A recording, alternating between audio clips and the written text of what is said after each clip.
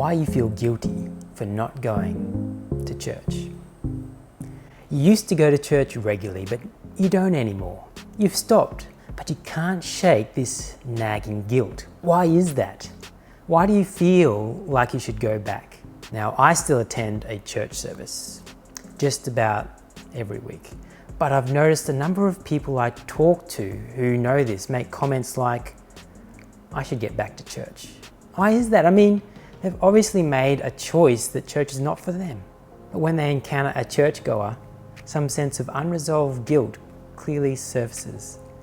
Let's take a moment to ask why, because I don't think people need to live with guilt like this. Here's what I believe is behind the guilt in many cases. Church has become the distinguishing feature of a Christian, and by church I mean a weekend service. I don't believe that's a good definition of church, certainly not when you look at what the Bible says about church, but in Western society, a person's status with God and as a Christian could be simplified down to how often they go to church. You've been around church circles. You've heard people talk about the Easter and Christmas Christians. You've heard others judge those or worry about those whose attendance has dropped off. You might know that doesn't make you a Christian in theory. It doesn't make you any closer to God, but the rhetoric in Western Christianity is church is the cornerstone. So with this in mind, we stop going to church and we cut off our connection with God. God's no longer interested in us. This thinking ignores a number of factors. Firstly, you might have a very legitimate reason for not going to a weekend church service.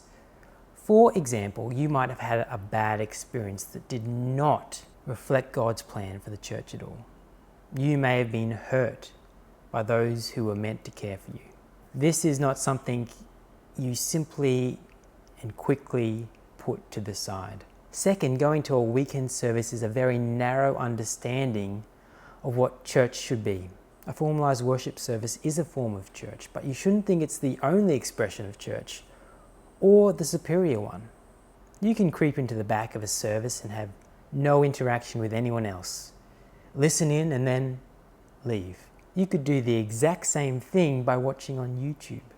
Third, and this one might be sensitive. Unfortunately, I think that in some cases, guilt has been used to serve the purposes of the institutional church. I mean, a church leader has some pressure on them to be preaching to a full building.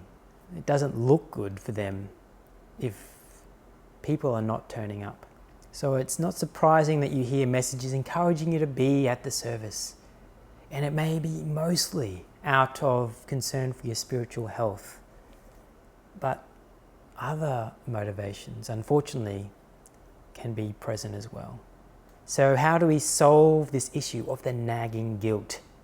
Here's a few questions to consider. What's the source of your guilt?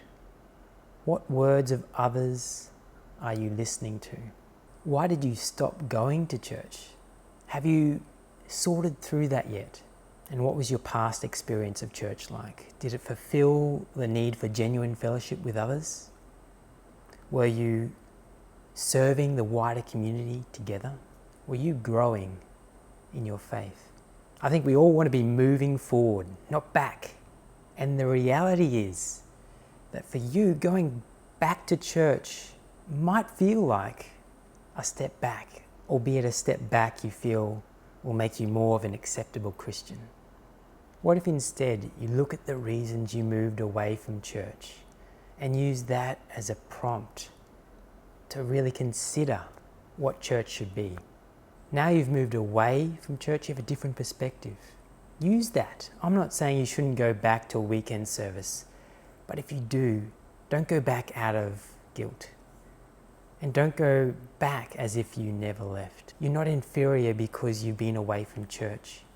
In fact, you probably have a lot to offer. You have a perspective that needs to be listened to.